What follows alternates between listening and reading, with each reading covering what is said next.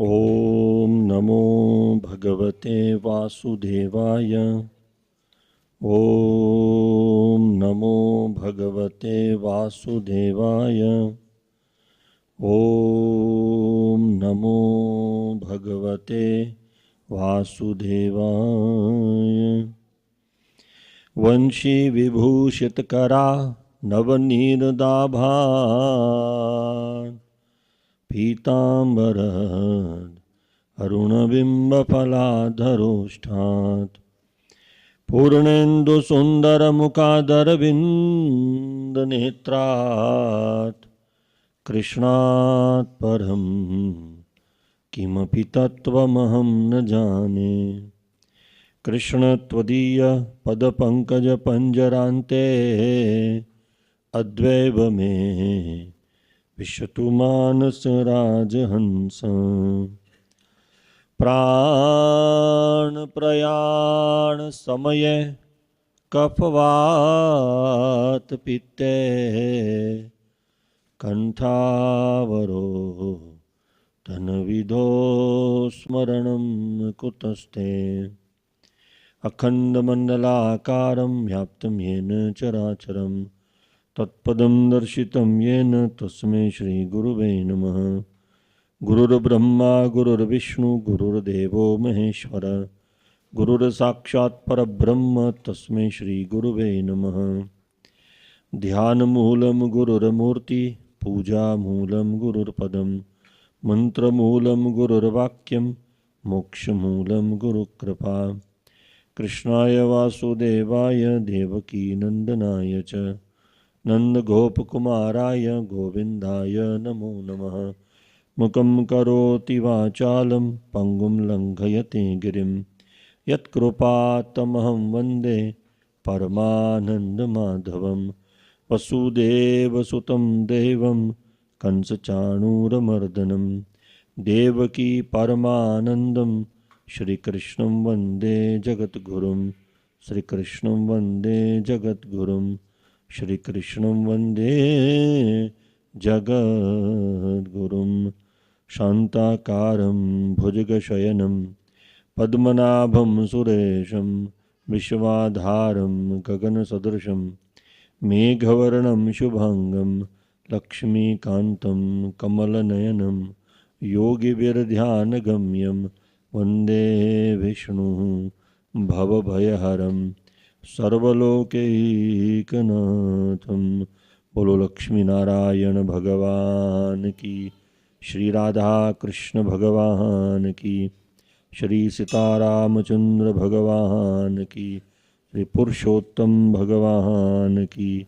नमः पार्वती पतये हर हर महादेव हर।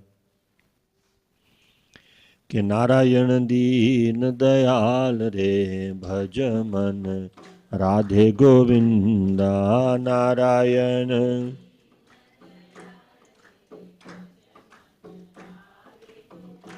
ओ नारायण दीन दयाल रे भज मन राधे गोविंदा नारायण।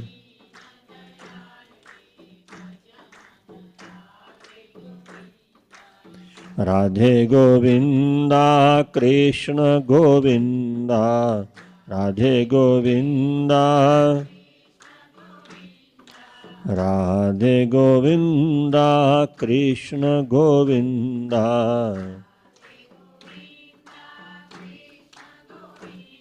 के नारायण दीन दयाल रे भज मन राधे गोविंदा।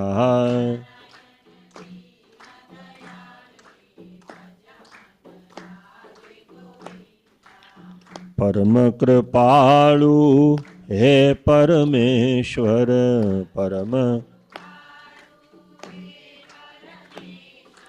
परम कृपालु हे परमेश्वर।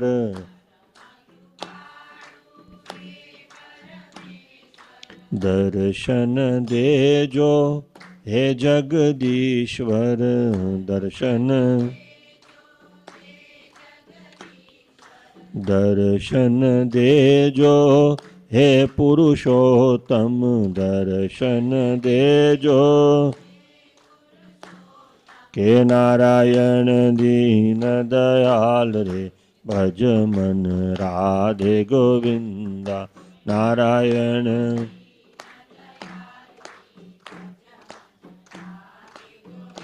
ગાઓ નારાયણ દીન દયાલ રે, ભજ મન રાધે ગોવિંદા નારાયણ.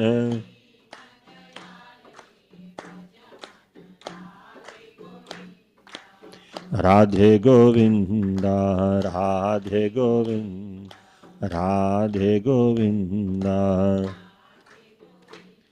બોલો પુરુષોત્તમ ભગવાન કી.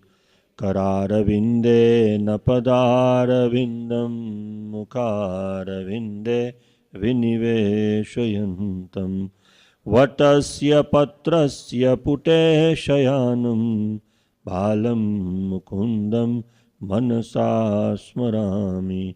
श्रीकृष्ण गोविन्द हरे मुरारे, हे नाथ नारायण वासुदेव. जिहवे पिबस्वामृतमेतदेव, गोविन्द दामोदर माधवेति. विक्रेतु कामा किल गोपकन्या, मुरारिपादार्पितचेत्तवृत्ति. दध्यादिकं मोहवशादवोचत्, गोविन्द दामोदर माधवेति. गृहे गृहे गोपवधू कदम्बा, सर्वे मिलित्वा समवाप्य योगम्. पुण्यानि नामानि पठन्ति नित्यं, गोविन्द दामोदर माधवेति. सुखं शयाना निलये निजेऽपि, नामानि विष्णो प्रव्रदन्ति मर्त्या. ते निश्चितं तन्मयतां व्रजन्ति, गोविन्द दामोदर माधवेति. जिह्वे सदैवं भज सुन्दराणि, नामानि कृष्णस्य मनोहराणि. समस्तभक्तार्तिविनाशनानि, गोविन्द दामोदर माधवेति. सुखावसाने इदमेव सारं, दुःखावसाने इदमेव ज्ञेयं. देहावसाने इदमेव जाप्यं, गोविन्द दामो. श्री कृष्ण राधा वर गोकुलेश, गोपाल गोवर्धननाथ विष्णु. पुण्य पिबस्वामृतमेतदेव, गोविन्द दामोदर माधवेति. गोविन्द दामोदर माधवेति. गोविन्द दामोदर माधवेति. बोलो पुरुषोत्तम भगवान की, लक्ष्मी नारायण भगवान की, श्री राधा कृष्ण भगवान की, श्री सीतारामचंद्र भगवान की. हरि ओम. हर परम वंदनीय पूज्य गुरुजीना चरणों साष्टांग दंडवत प्रणाम करी, सर्वे साधु संतोना चरणों साष्टांग दंडवत प्रणाम करी, माता पिताना चरण कमल में साष्टांग दंडवत प्रणाम करी, અહીં બિરાજમાન સર્વ દેવી દેવતાઓના ચરણોમાં સાષ્ટાંગ દંડવત પ્રણામ કરી, આપ સર્વની અંદર બિરાજમાન લક્ષ્મી અને નારાયણ સ્વરૂપને સાષ્ટાંગ દંડવત પ્રણામ કરી આજના પરમ પવિત્ર એવા પુરુષોત્તમ માસના ત્રીજા દિવસે આપ સર્વનું હું ગોકુળ જેવા, મથુરા જેવા, વૃંદાવન જેવા, કાશી જેવા, અયોધ્યા જેવા, બદ્રીનાથ જેવા, સોમનાથ જેવા, દ્વારિકા જેવા એવા આપણા નાના એવા શ્રી રામ મંદિરમાં આપ સર્વનું હૃદયપૂર્વક હાર્દિક સ્વાગત કરું છું. ગઈકાલે આપણે 2 અધ્યાય પૂરા કર્યા. આજે 3જો અને 4થો અધ્યાય કરશું, કારણ કે 3 અને 4 ભેગા છે. આજે 4th પણ છે. ગઈકાલની કથાને આપણે આગળ વધારીએ. 88,000 બ્રાહ્મણો પોતાની પત્ની, દીકરા અને દીકરીની સાથે નૈમિષારણ્યની અંદર યજ્ઞ કરે છે, જ્ઞાન યજ્ઞ. એક જ્ઞાન યજ્ઞની અંદર એક પ્રકાંડ જ્ઞાની સૂતજીનો પ્રવેશ થાય છે. બધા એને પગે લાગે છે, બધા એને સ્વાગત કરે છે, હારતોરા કરે છે અને બધાના વતી, કારણ કે એક સાથે 88,000 બ્રાહ્મણો પ્રશ્ન ન કરી શકે, પણ 88,000 બ્રાહ્મણો મીટિંગ કરે ને પછી એક જણાને કહે કે તમે અમારા માટે પ્રશ્ન કરજો.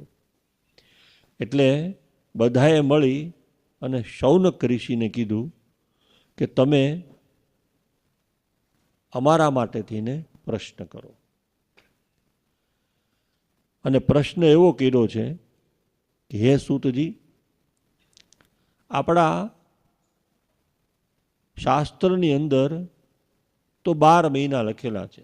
કારતક, માક્ષર, પોષ, મહા, ફાગણ, ચૈત્ર, વૈશાખ, જેઠ, અષાઢ, શ્રાવણ, ભાદરવો અને આસો. હવે આમ 12 મહિના છે, પણ છતાંય તે એક મહિનો વધીને આવ્યો જેનું નામ છે મળ માસ, અધિક માસ. અને બધાનો પ્રશ્ન એ છે કે માણસો કોઈ આ મહિનાની અંદર લગ્ન વિધિ નથી કરતા, સગાઈની વિધિ નથી કરતા, વાસ્તુની પૂજા નથી કરતા, કોઈ માંગલિક પૂજાઓ નથી કરતા. એનું કારણ શું? અને આ મળમાસની ઉત્પત્તિ થઈ કેવી રીતે? અને ખરેખર આ મળમાસની અંદર આ બધું ન કરાય? કરીએ તો શું થાય? આવા બધા ઘણા પ્રશ્નો અમારા મનની અંદર અમને પજવે છે. ઇટ ઇઝ વરિંગ અસ કે ભાઈ કરશું તો કંઈક પાપ લાગશે, તો આમ કરશું તો આમ થશે. તો એટલે તમે થોડીક ચોખવટથી અમને જરાક વર્ણન કરો. સૂતજીએ કીધું કે અતિશય ગૂઢ પ્રશ્ન, માત્ર તમારા માટે નહીં પણ ભવિષ્યના લોકોને માટે પણ બહુ મહત્વનો પ્રશ્ન છે આ. કારણ કે આ પ્રશ્નના અંદર જ તે બધાનું જીવન સમાયેલું છે. એકવાર જ્યારે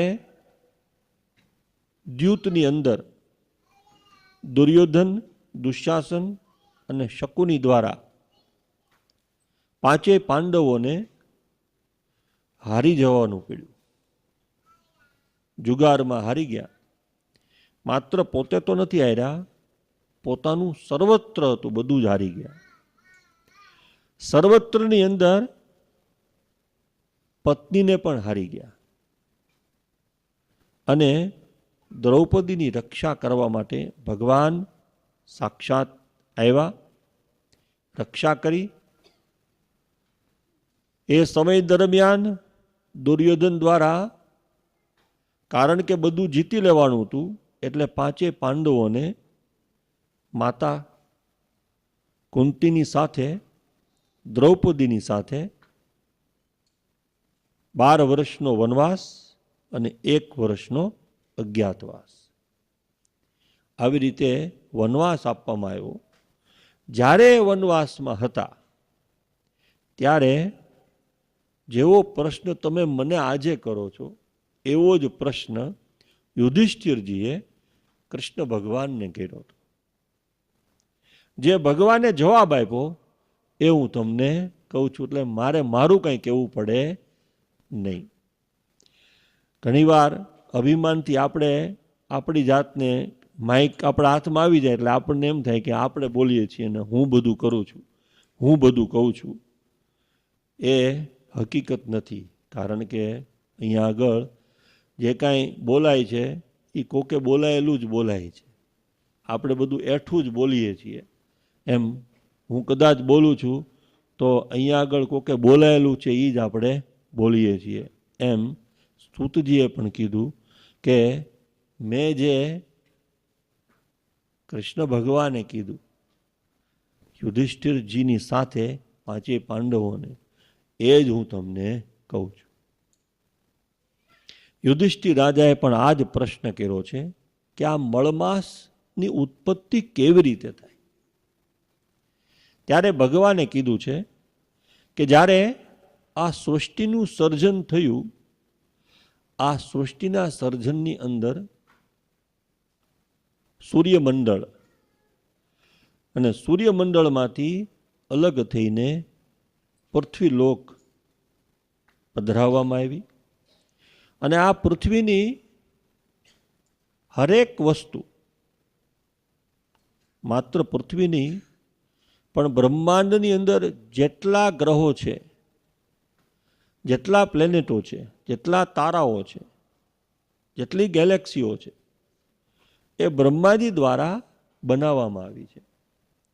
અને બ્રહ્માજીએ બધાને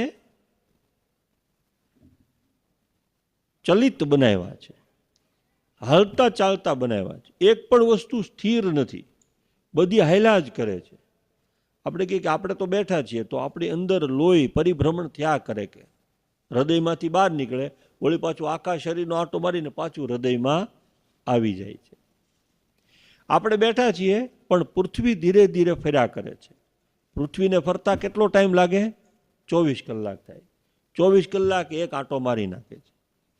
પછી આ પૃથ્વીની ફરતે ચંદ્ર ફરે છે, જે દર 15 દિવસે, દર મહિને 15 દિવસ ચંદ્ર મોટો થાય, 15 દિવસ નાનો થાય. આ ચંદ્ર, પૃથ્વી અને બીજા બધા ગ્રહો એ સૂર્યની ફરતે ફરે છે. પૃથ્વી પણ સૂર્યની ફરતે પણ ફરે છે. આ પૃથ્વીને એક આંટો સૂર્યનો મારતા કેટલી વાર લાગે? 365 દિવસ, એક વર્ષ થાય. તો 365 દિવસ એ સૂર્યનું વર્ષ છે. પણ સૂર્યની સાથે પૃથ્વીની ફરતે ચંદ્ર પણ ફરે છે. અને ચંદ્રને ફરતા 356 દિવસ થાય છે. એટલે દર વર્ષે 11 દિવસનો ફેર આવે છે. એક વર્ષ થાય એટલે 11 દિવસનો, સૂર્યના વર્ષમાં અને ચંદ્રના વર્ષમાં 11 દિવસનો ફેર આવે. એમ 3 વર્ષ થાય એટલે કેટલા દિવસનો ફેર આવે? 30 દિવસનો. દર મહિને સૂર્ય એક રાશિમાં આવે છે. કે ભાઈ આ વખતે સૂર્ય મેષ રાશિમાં છે, પછી તો કે વૃષભ રાશિમાં છે, સૂર્ય વૃષભ રાશિમાં છે, પછી તો કે મિથુન રાશિમાં છે, પછી તો કે મકર રાશિમાં છે. મકર રાશિમાં ક્યારે સૂર્ય આવે? તો કે જાન્યુઆરી 14 તારીખે. આપણે એને શું કહેવાય? મકર સંક્રાંતિ. તો મકર રાશિમાં આવે. એવી રીતે દર મહિને એક રાશિમાં આવે છે. ટોટલ રાશિ કેટલી છે? 12 રાશિ છે. એટલે 12 વર્ષમાં, 12 મહિનાની અંદર દર મહિને એક રાશિમાં સૂર્ય હોય છે. પણ 3 વર્ષ થાય ને એટલે એક મહિનો એવો આવે કે એકમથી લઈ અને અમાસ સુધી સૂર્ય એક જ રાશિમાં રહે, અંદર ક્યાંય સંક્રાંતિ થતી નથી. બીજા બધા મહિનાઓમાં વચ્ચે સંક્રાંતિ થાય. પણ આ એક મહિનો એવો આવે કે જેની અંદર 30 દિવસ સુધી એક જ રાશિમાં સૂર્ય રહે છે. એટલા માટે જ્યારે 3 વર્ષે જે મહિનો આવે એને મળ માસ કહેવાય, એને અધિક મહિનો કહેવાય. ક્યારેક અધિક જેઠ મહિનો આવે, ક્યારેક અધિક વૈશાખ મહિનો આવે, ક્યારેક અધિક આસો મહિનો આવે. મહિનાઓ બદલતા રહે છે. પણ 3 વર્ષે આ મળમાસ આવે છે. હવે આ મળમાસ આવ્યો એટલે બધાને થયું કે આ મળમાસની અંદર સંક્રાંતિ નથી થતી, એટલે આપણે પૂજા કરવાની નહીં, કોઈ મંગલ કાર્ય થઈ શકે નહીં. એટલે આ મળમાસ, અધિક માસ ને અંદરથી બહુ પીડા થઈ, અંદરથી બહુ દુઃખ થયું. કારણ કે આપણા શાસ્ત્રની અંદર બધી જ વસ્તુ સજીવ છે, બધી જ વસ્તુની અંદર ભગવાનનો પ્રવેશ છે. કારણ કે ભગવાનની અંદરથી જ બધું બહાર નીકળેલું છે. આમાં એક પણ વસ્તુ ભગવાન વગરની નથી. એક કાંકરી કહો તો એ કાંકરી પણ ભગવાનની છે, એક પાંદડું કહો તો પાંદડું પણ ભગવાનનું છે, એની અંદરનું જે મૂળિયું છે એ પણ ભગવાન છે. હરેક વસ્તુ ભગવાન છે. એટલે આ મળમાસ છે, એ મળમાસને દુઃખ થયું કે બધા મહિનાની અંદર બધી પૂજા થાય, મારા મહિનામાં કાંઈ નથી થતું. બધા મહિનાની અંદર બધા ભાવથી બધી પૂજા કરે. શ્રાવણ મહિનો આવે એટલે આખો મહિનો શિવજીની પૂજા કરે, આસો મહિનો આવે માતાજીની પૂજા કરે, કાંઈ નહીં તો વડની પૂજા કરે અષાઢ મહિનાની અંદર. પણ મારા મહિનામાં કોઈ પૂજા નથી કરતું, કોઈ ભગવાનનું નામ નથી લેતું, કોઈ માંગલિક કાર્ય નથી કરતું. બધાએ મને તરછોડી દીધો છે. એટલે મળમાસ પોતે એક રૂપ લઈ અને કૃષ્ણ ભગવાને કીધું છે કે મારી પાસે આવ્યો વૈકુંઠ લોકની અંદર, અને વૈકુંઠ લોકની અંદર મારી પાસે આવી અને રડવા લાગ્યો, ખૂબ રુદન કરે છે. ભગવાને કીધું, અહીંયા આગળ ભગવાને બહુ સારી વાત કીધી છે કે વૈકુંઠ લોક એવું લોક છે જ્યાં આગળ કોઈ પણ પ્રકારનો શોક નથી, કોઈ પણ પ્રકારનું દુઃખ નથી, સદાય આનંદિત છે. હરેક વ્યક્તિ જ્યાં પ્રવેશ કરે આનંદિત છે. બીજું, વૈકુંઠ લોકની અંદર બધા જ જેટલા લોકોનો વૈકુંઠ વાસ થાય, આપણે એમ કહીએ ને કે ભાઈ વૈકુંઠમાં પ્રવેશ કરે, કોઈનું મૃત્યુ થાય તો આપણે વૈકુંઠ ગમન થયું. જો આપણે વૈકુંઠમાં જઈએ તો આપણે પણ નારાયણ ભગવાનની જેમ જ થઈ જાય. કારણ કે ત્યાં આગળ જેટલા લોકો લે છે એ બધા જ નારાયણ સ્વરૂપવાળા છે, બધાના 4 હાથ છે, બધાની પાસે ભગવાનની જેમ જ આબેહૂબ તમે વર્તી ન શકો કે આ ભગવાન છે કે આ ભગવાન છે. એ વર્તન કરવા માટે 2 વસ્તુ ભગવાનની આગળ છે. એક, લક્ષ્મી માતા ભગવાનની સાથે છે, બીજા કોઈની સાથે નથી, પહેલી વાત. અને બીજું, હૃદયની ઉપર ભૃગુ લાંછન એ માત્ર ભગવાન પાસે છે, બીજા કોઈ પાસે નથી. આ 2 થી વર્તાઈ જાય છે કે આ ભગવાન નારાયણ ભગવાન છે, બીજા લોકો જે વૈકુંઠમાં પ્રવેશ કર્યો છે એ છે. તો ભગવાને કીધું અહીંયા આગળ કોઈને શોક નથી, કોઈને દુઃખ નથી, કોઈને પીડા નથી. બધા જ જેવી રીતે હું આનંદિત છું એવી જ રીતે બધા જ આનંદમાં રહે છે. આ તું અહીંયા આગળ આટલો બધો દુઃખી છો, શોકમગ્ન છો, રુદન કરો છો અને આક્રંદ રીતે રુદન કરો છો. બહુ મોટો પહાડ પડી ગયો હોય એવી રીતે તું દુઃખી થયો છો કે મને વાત તો કર, શું થયું? એટલે મળમાસ ભગવાનને પોતાની પીડા કહે છે કે ભગવાન દરેક મહિનાનો એક સ્વામી છે. દરેક મહિનાની અંદર કોઈને કોઈ દેવતાઓએ પોતાનું સ્થાન આપેલું છે અને હરેક તિથિઓમાં પણ ચોથને દિવસે તો કે ગણપતિ બાપાની પૂજા કરવાની, પાંચમને દિવસે તો કે વસંત પંચમી આવે, છઠ તો કે રાંધણ છઠ, સીતા સાતમ, પછી કે નોળી નોમ, પછી કે નકુલ નોમ, બધી જ તિથિઓને એક એક દેવતાઓએ પોતાનું નામ આપેલું છે. પણ જ્યારે મારો મહિનો આવે ત્યારે મારા મહિનાની અંદર કોઈ તિથિમાં કોઈ પૂજા નથી કરતું, કોઈ દિવસમાં કોઈ પૂજા નથી કરતું. સોમવાર તો કે શિવજીનો, મંગળવાર તો કે ગણપતિ બાપાનો, બુધવાર તો કે રાહુએ લઈ લીધો છે, ગુરુવાર તો કે ગુરુજીનો છે, ગુરુવારે તો ગુરુજીની પૂજા કરવાની, ગુરુવારે બૃહસ્પતિની પૂજા કરવાની, શુક્રવારે તો કે માતાજીની પૂજા કરવાની, વૈભવ લક્ષ્મીની પૂજા કરવાની, શનિવારે તો કે હનુમાન દાદાની પૂજા કરવાની, રવિવારે તો કે સૂર્યનારાયણ ભગવાનની પૂજા કરવાની. બધા દિવસોય બધાએ લઈ લીધેલા છે, પણ મારો સમય આવે એટલે બધું બંધ.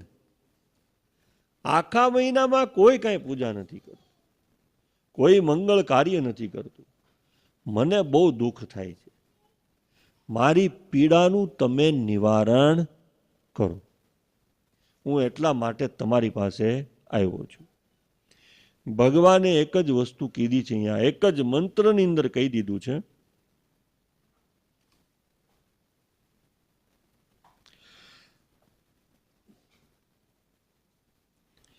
કે અશોકમ અજરમ નિત્યમ સાનંદમ મૃત્યુવર્જિતમ વૈકુંઠમ ઈદૃશમ પ્રાપ્યમ કથમ દુઃખાન્વિતો ભવાન ત્વામત્ર દુઃખિતમ દૃષ્ટવા વૈકુંઠસ્થા સુવિસ્મિતા કિમર્થમ અર્તુકામોસિન તન્મે તત્સદાધુના. શ્રી નારાયણ ઉવાચ શ્રુત્વેદમ ભગવદ વાક્યમ વિભાર ઇવ ભારભૃત શ્વાસોચ્છ્વાસ સમાયુક્ત ઉવાચ મધુસૂદન. અધિક માસ ઉવાચ અજ્ઞાતમ કિંચિન્નિર્વાસ્તે સર્વત્ર ભગવંસ્તવ આકાશ ઇવ સર્વત્ર વિશ્વં વ્યાપ્ય વ્યય સ્થિત ચરાચર ગતો વિષ્ણુ સાક્ષી સર્વસ્ય વિશ્વદૃક્ કુટસ્થે ત્વયિ સર્વાણી ભૂતાની ચ વ્યથા વ્યવસ્થયા સંસ્થિતાની જગન્નાથ કિંચિત ભવતા વિના કિન્ન જાનાસી ભગવન્નીર ભાગ્યસ્ય મમ વ્યથામ ભાગ્યસ્ય મમ વ્યથામ. બોલો કૃષ્ણ કનૈયા લાલ કી. અધિક માસ રુદન કરતા કરતા ભગવાનને છેલ્લે એમ કહે છે કે આની કરતા હું મરી જાઉં, આની કરતા મારો નાશ થાય એ વધારે સારું છે. ભગવાને એને સાંત્વના આપી. ભગવાને કીધું વૈકુંઠ લોકમાં આવ્યા પછી તારું દુઃખનું નિવારણ ન થાય તો એનો મતલબ એમ છે કાં તો આ વૈકુંઠ નથી અને કાં તો તું વૈકુંઠમાં આવ્યો નથી. કારણ કે એકવાર તું મારા ચરણમાં આવી ગયો પછી જવાબદારી કોની છે? તારી નથી, મારી જ. આપણે બધાની માટે પણ આ કીધેલું છે કે તમારે કોઈ વ્યક્તિની પૂજા કરવાની જરૂર નથી. તમારે માત્ર ભગવાનની ઉપર વિશ્વાસ રાખવાનો, અતૂટ વિશ્વાસ, અખંડ વિશ્વાસ, અભેદ વિશ્વાસ કે ભગવાનના ચરણમાં આપણે વયા ગયા પછી ભગવાને કીધું કે તમારે મારી પાસે માંગવાની પણ જરૂર નથી. You don't have to ask. કારણ કે માંગો તો તમે માંગો ને એટલું જ હું આપીશ. તમે જો માંગશો મારી પાસે કે મારી પાસે લાખ રૂપિયા નથી, મને લાખ રૂપિયા આપી દો, ભગવાને કીધું હું 1 લાખ જ આપીશ. દ્રૌપદીજીને જ્યારે વસ્ત્ર દુશાસન ખેંચતો હતો ત્યારે દ્રૌપદીજીએ બધાને બોલાવ્યા છે. ત્યાં આગળ દ્રોણાચાર્ય બેઠા હતા, ત્યાં આગળ કૃપાચાર્ય બેઠા હતા, ત્યાં આગળ ભીષ્મ પિતામહ બેઠા હતા, ત્યાં આગળ ધૃતરાષ્ટ્રજી બેઠા હતા. બધાને પ્રાર્થના કરી છે. ભગવાનને કોકે પૂછ્યું કે તમારે આવતા મોડું કેમ થયું? ત્યારે ભગવાને કીધું છે કે દ્રૌપદીએ પહેલાં બધાને બોલાવ્યા અને પછી કીધું કે તમે ગરુડ ઉપર સવારી કરીને જલ્દીથી આવો, પણ ગરુડ ક્યાંક બિઝી હતો. હવે ગરુડ ઉપર આવે, ગરુડ ઉપર હું બેસું, પછી હું આવું. એટલે માગતા પહેલાં આપણે વિચાર કરવો પડે. ભગવાનને ખાલી એટલું જ કહેવાનું, જલ્દી આવો. કારણ કે ગરુડ ઉપર બેસીને આવો તો પછી ગરુડની રાહ જોવી પડે. એટલે ભગવાને કીધું કે મને બોલાવે, હું 100% એને મદદ કરવા માટે આવું છું. શું કામ? કારણ કે ભગવાન આપણા પિતા છે, પરમ પિતા છે, પરમેશ્વર છે, અને આપણે એના બાળકો છીએ. આપણે દુઃખમાં હોઈએ, આપણે પીડામાં હોઈએ તો આપણા પિતાને ગમતું નથી. 100% વાત છે, લખીને રાખજો. તે ડોન્ટ લાઈક ઇટ. ભગવાનને તમે દુઃખી રહો એ ગમતું જ નથી, પણ દુઃખ આપણે ઉત્પન્ન કરીએ છીએ.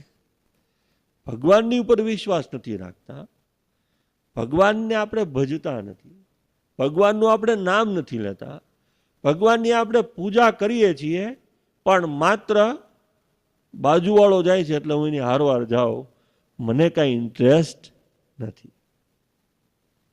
જે દિવસે આપણી ભક્તિ ઉપર ભગવાનને વિશ્વાસ થઈ ગયો કે આ ખરેખર મારો ભક્ત છે, લખીને રાખજો, તમારા એક પણ દુઃખ તમને દુઃખી નહીં કરી શકે. ગમે એવું દુઃખ આવશે, યુ વિલ બી સ્ટેડી. તમે અડગ રહેશો, એ દુઃખને પણ તમે સુખ માની લેશો, અને ભગવાનના પરમ ભક્ત તરીકે તમારી પણ ખેવના થશે. કારણ કે ભગવાનને પોતાના સંતાનો દુઃખી જોતા જ નથી, બધાને આનંદિત જ રાખવા છે. એટલે ભગવાને કીધું કે જેવો મારા ચરણમાં આવે એટલે એનું દુઃખ 100% નિવારણ થાય, થાય અને થાય. હું હરેક વખતે પૂજામાં જાઉં ત્યારે હું બધાને પૂજામાં બેસે એને હું કહું છું કે પૂજા કરતી વખતે અહીંયાથી એક મેસેજ ભગવાનને જાય છે કે તમારા માટે આ વ્યક્તિએ પંચામૃત મૂક્યું છે, તમારી માટે આ વ્યક્તિએ એક સરસ મજાનો લાડવો બનાવી અને તમને ધરાવ્યો છે. આ મેસેજ ત્યાં પહોંચે એટલે ભગવાન ત્યાંથી મેસેજ પાછો મોકલાવે. ખૂબ ખૂબ આશીર્વાદ.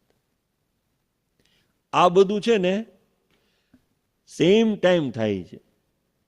ભગવાન એમ નથી કહેતો કે તું મને આજે લાડવો ધરાવ અને હું તને 1 મહિના પછી આશીર્વાદ આપીશ. નો, સેમ ટાઈમ.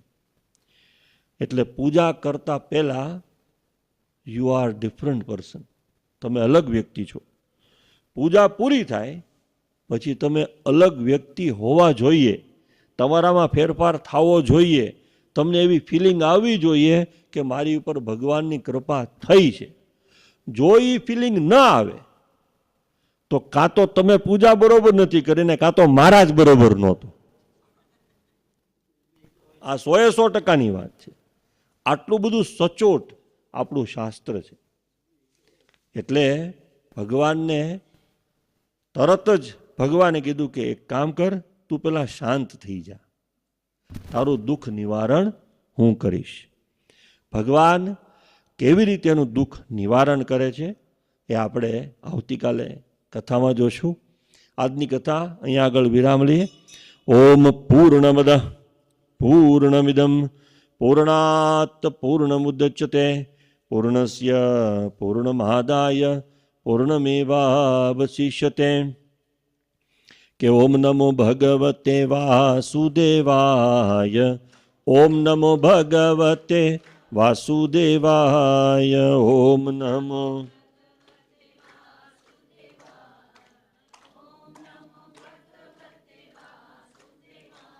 કે ઓમ નમો ભગવતે વાસુદેવાય, ઓમ નમો ભગવતે વાસુદેવાય, ઓમ નમો.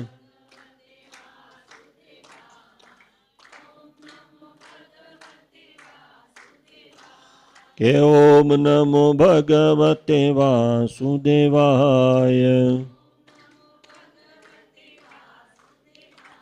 બોલો ઓમ નમો ભગવતે વાસુદેવાય, ઓમ નમો. બોલો કૃષ્ણ કનૈયા લાલ કી, શ્રી રાધા પુરુષોત્તમ ભગવાન કી જય, શ્રી રામચંદ્ર ભગવાન કી. નમઃ પાર્વતી પતયે, હર હર મહાદેવ હર. આજે પણ પૂજા છે, આવતીકાલે પણ માતાજીની પૂજા છે સાંજે 4:30 વાગે. જે કોઈની ઈચ્છા હોય પોતાનું નામ મંદિરની ઓફિસમાં નોંધાવજો. 24 તારીખથી આપણી ભાગવત કથા શરૂ થાય છે. અહીંયા જ તે ભાગવત કથા આવી જ રીતે કરવાના છીએ. આજુબાજુવાળા બધાને કહેજો. 3:30 થી 6:30 છે. પછી ભોજન પ્રસાદી છે, એમાં સર્વને પધારવા નમ્ર આમંત્રણ છે. સૌને જય શ્રી કૃષ્ણ.